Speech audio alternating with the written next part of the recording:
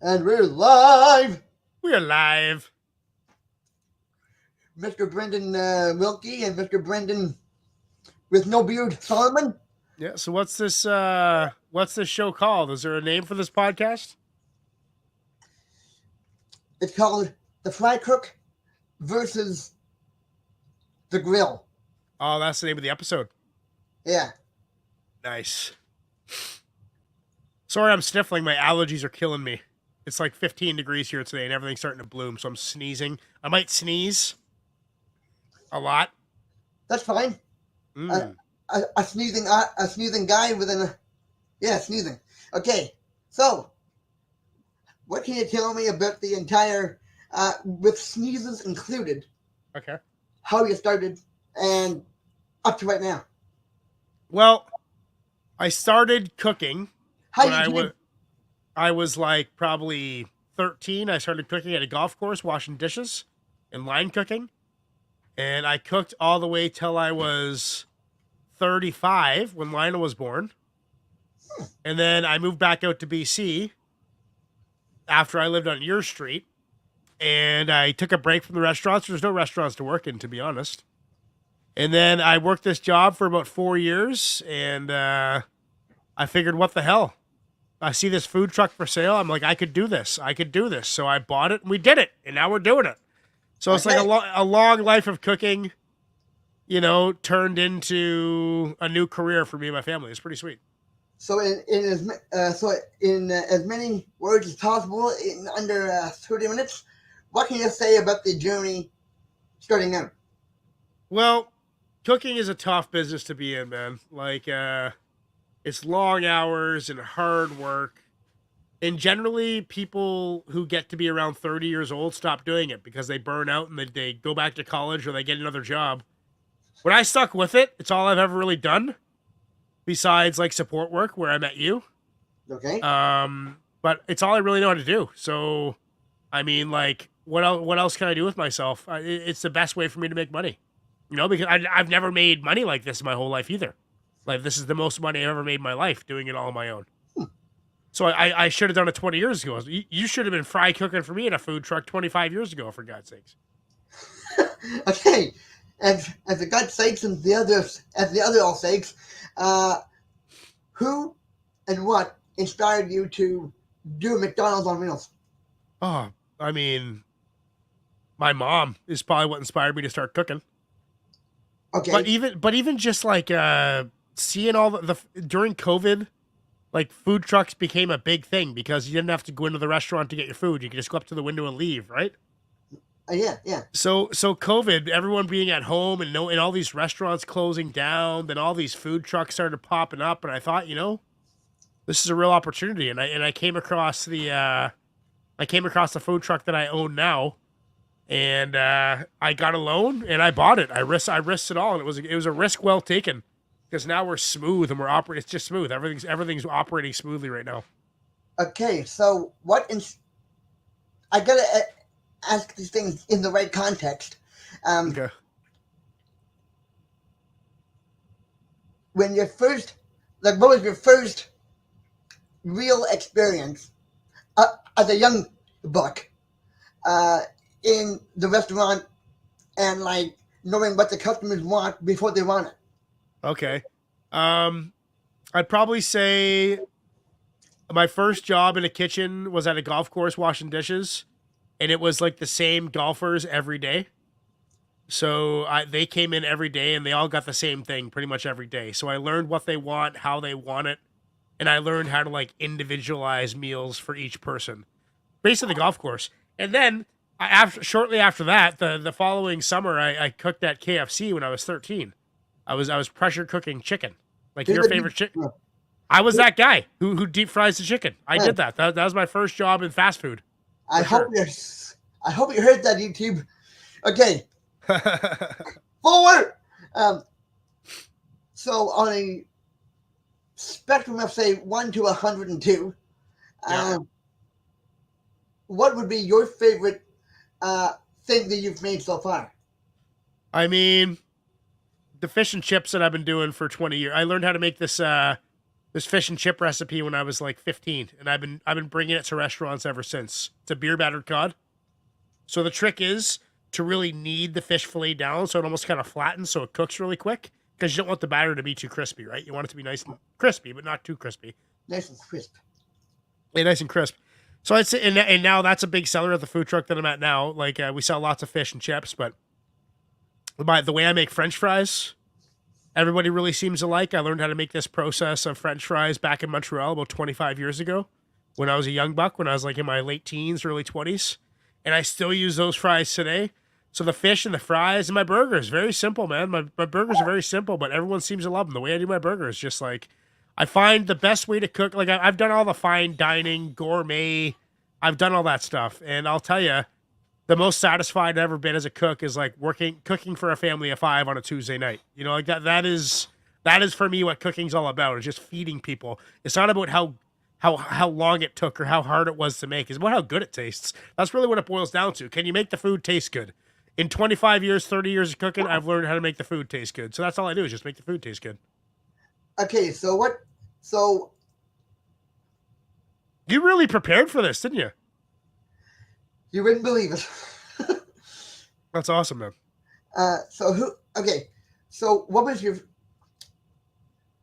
I guess I want to go into the area of who was the inspired fry cook in your life, like from Okay. like way back when. My first chef, his name is Bill. William Cox is his name, and he taught me how to cook for about 7 years. I did my chef apprenticeship under him, and he taught me mostly like traditional French cuisine, like sauces, stocks, soups, meats, basic knife skills. You know how to clean the fryers, how to clean the grill, how to manage the equipment, how to manage inventory, stocking a place full of food, how to do things sanitary and to food safety code.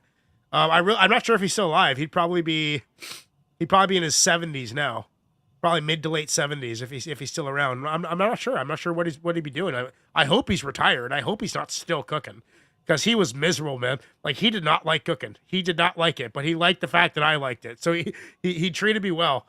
I look up to him. Another one of my later in life when I was like in my late 20s.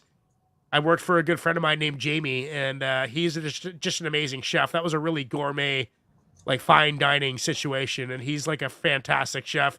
He taught me a lot about like making polenta and like building risottos from scratch and like a la minute service and like cooking for like 12 people, but each meal takes 45 minutes to cook. You know, so he taught me a lot about fine dining. So I'd say like as far as my inspirations go, it would be Chef Bill Cox, who taught me all the fundamentals of the restaurant, and then Chef Jamie Monk, who taught me all of the secrets of fine dining and doing it properly. Those are probably 2 guys. Okay, now I'm going to go to an area where most people would be afraid, terrified to go into. Okay. At least, to my knowledge, there would be. Maybe it's different now, but did you watch any cooking shows when you were a kid that inspired you to take this on? Yes. I don't like all the trendy Hell's Kitchen stuff like that. I don't like that. Anthony Bourdain, rest in peace. He has food down to a T. Like I said earlier, he's the one who taught me it's not about how fancy it is or how long it takes to cook or how skilled you have to be to do it. It's does it taste good? It boils down to that. Can you make food that tastes good? If you can, you should cook. If you don't make food that tastes good, then you shouldn't cook and you shouldn't work in restaurants. But there's a lot of people who work in restaurants who can't cook.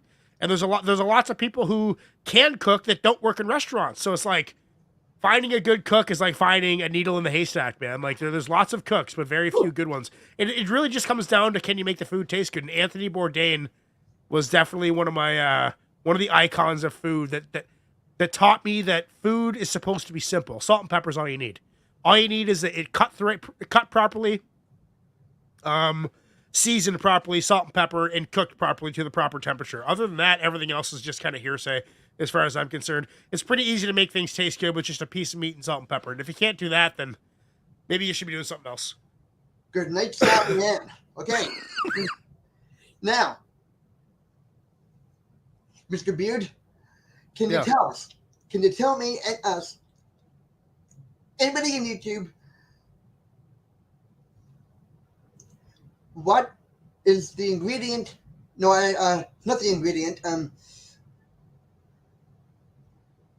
How much sweat would you have just by doing one thing on the grill? Well, my food truck, I've worked in some pretty hot kitchens. The real fancy hotels, they all have air conditioning and it's not that bad. And McDonald's and fast food, they all have air conditioning. But like I worked at this family diner in Elmira called Sip and Bite. And it must have been 50 degrees in there while we were cooking. And now the food truck in the summer, exact same thing. I worked at this other place, this tiny little kitchen called Whistlebear. It's a golf course.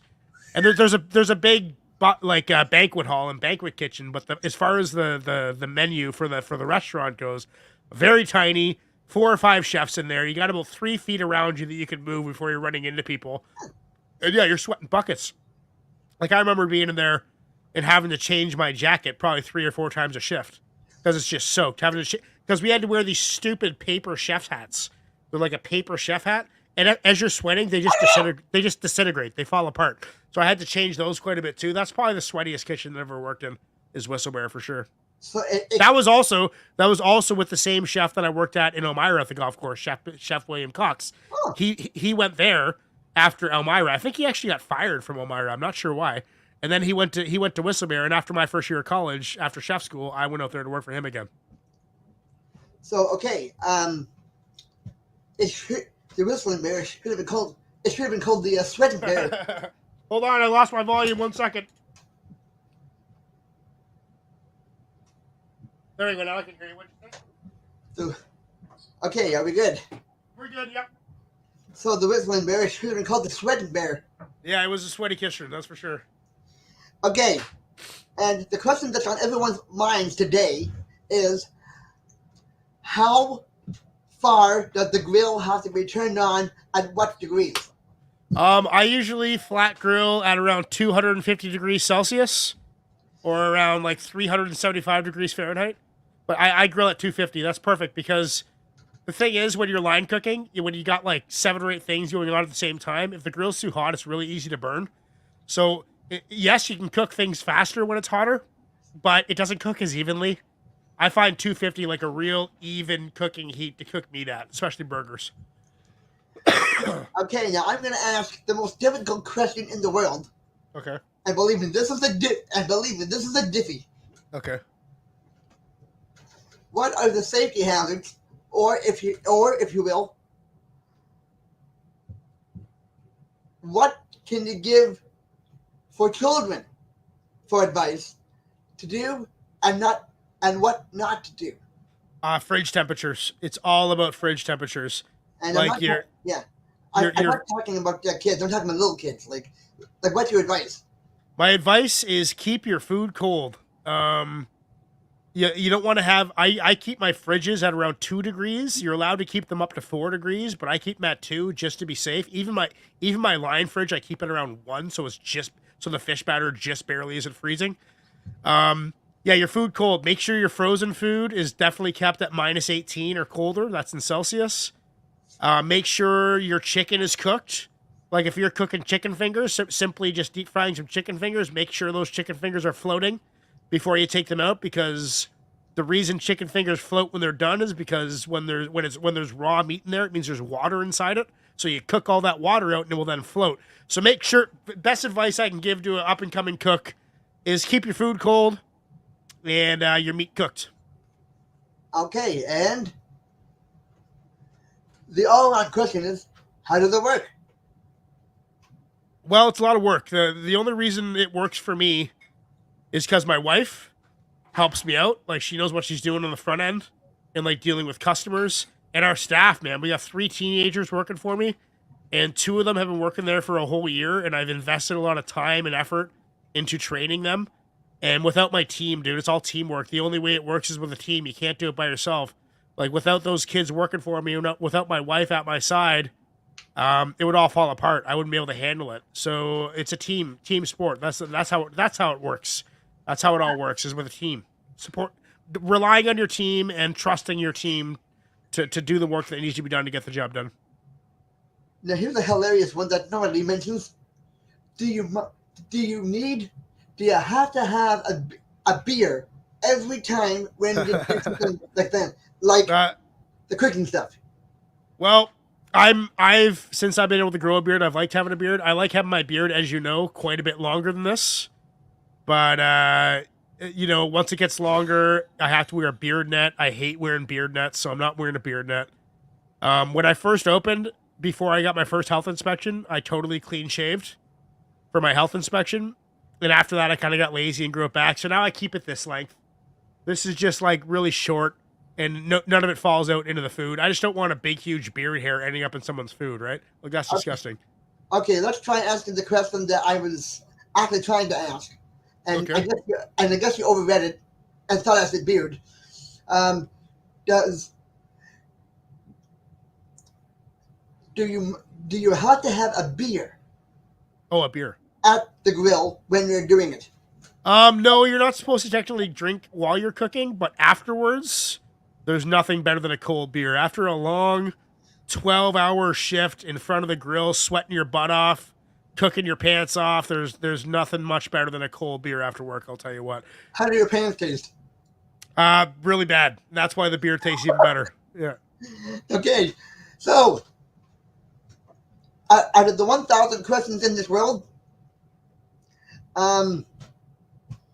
1,000. Wow, that's a huge number. What is the number one main thing anyone has to learn, even a kid in diapers, about working in a grill? It's hot. Be careful. Make sure you know what you're doing. Wear an apron. Because another thing you always want to do if you're cooking on a grill, on a flat grill, is you want to have a good ventilation system above you, so you don't get smoked out. But as far as working on the grill goes, like, if you don't move it, move it. Like, it will burn if it sits. We like to move it. We like to move Yeah, it. exactly. Constantly be moving the meat around. Find the hot spot. Find the sweet spot on the grill. Don't let things sit for too long. Don't let things burn. Burnt food is the worst.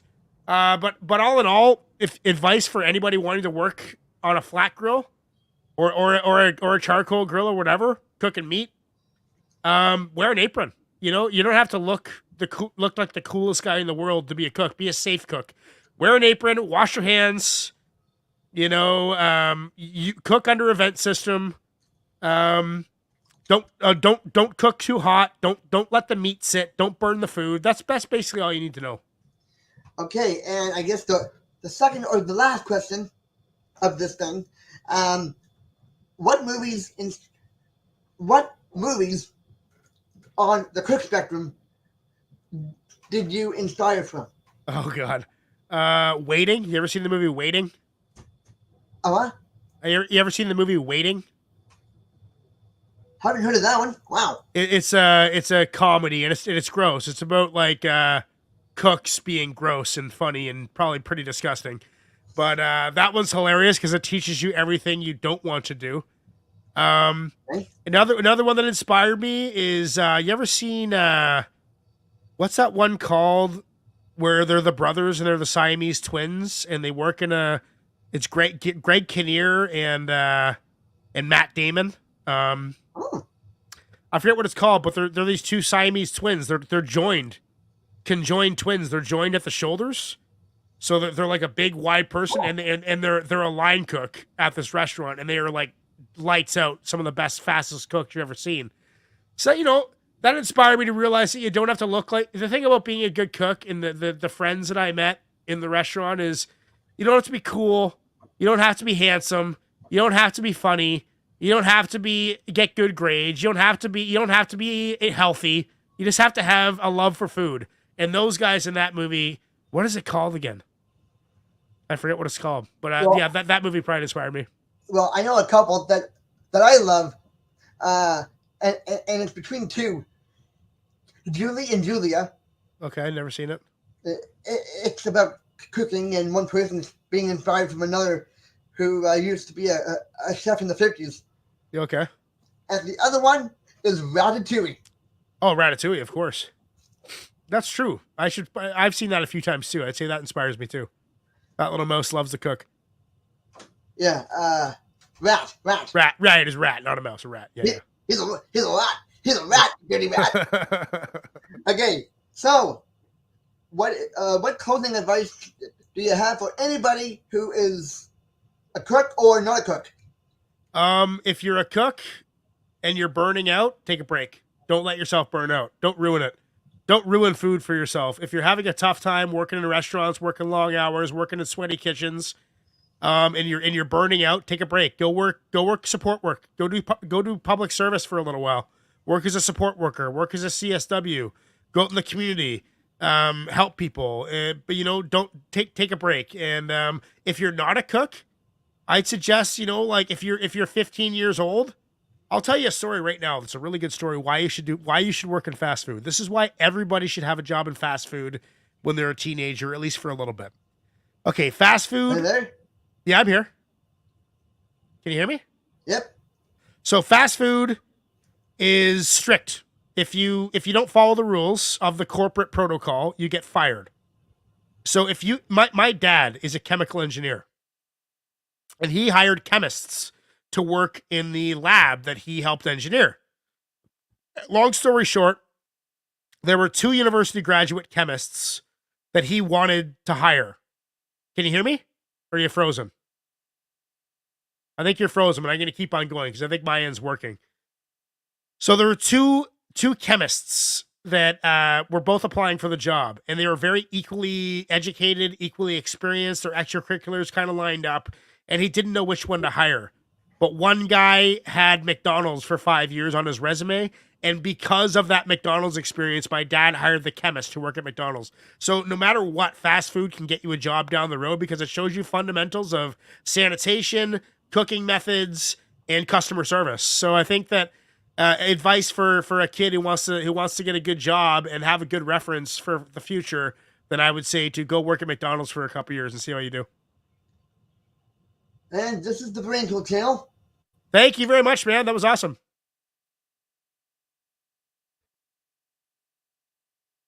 Is that the end of it? Are you editing the broadcast now? You keep on freezing, unfortunately.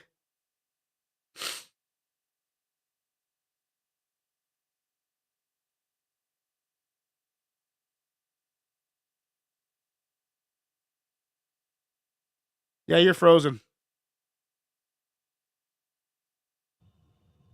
And this is the Brain Tool channel, taking you behind the grill of learning how to cook. Cheers. See you later. Hope this works. Hope this works in my channel. I think it will, man. This is Yes. awesome. Did you? I don't think you've ended the broadcast yet. I think you had to click end live stream on the top right. Yeah. So, without further ado, this has been the Brainfield and the Beard, brought to See you you guys. by the Brainfield Incorporated. Thanks, guys. Have a good night. We'll see you soon.